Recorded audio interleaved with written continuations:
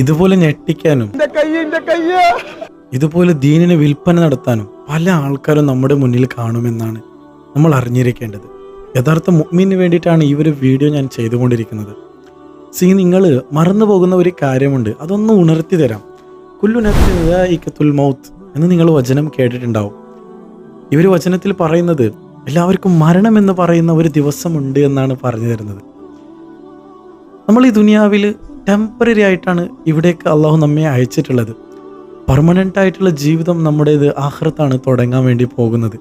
ഈ ഞെട്ടിക്കലും ദീനിന് വിൽപ്പന നടത്തുന്നതും ഇത്തരത്തിലുള്ളതൊക്കെ ട്രെൻഡിങ് ആയി മാറുമ്പോൾ അതിൻ്റെ പിന്നാലെ പോയി നമ്മൾ സമയം കളയാൻ പാടില്ല. നമ്മൾ മറ്റൊരു കാര്യവും മറന്നു പോകുന്നുണ്ട്. ഫലസ്തീനിൻ്റെ ആ പിഞ്ചോമന പൈതങ്ങൾ ഒരു ബ്രെഡിന് വേണ്ടിയിട്ടും ഒരു വക്തിൻ്റെ ഒരു അന്നത്തിന് വേണ്ടിയിട്ടും അവർ നെട്ടോട്ടം ഓടിക്കൊണ്ടിരിക്കുന്ന ആ വേളയിലാണ് ഭക്ഷണത്തിന് വെച്ച് കളിച്ചുകൊണ്ടിരിക്കുന്നത്. ഠോ എന്ന് പറഞ്ഞുകൊണ്ടും അതേപോലെ പല രീതിയിലുള്ള ശബ്ദങ്ങൾ ഉണ്ടാക്കി ഞെട്ടിപ്പിക്കൽ ബിരിയാണിയും അതേപോലെ പല രീതിയിലുള്ള പേരുകൾ വെച്ച് ട്രെൻഡിങ് ഉണ്ടാക്കുന്നു.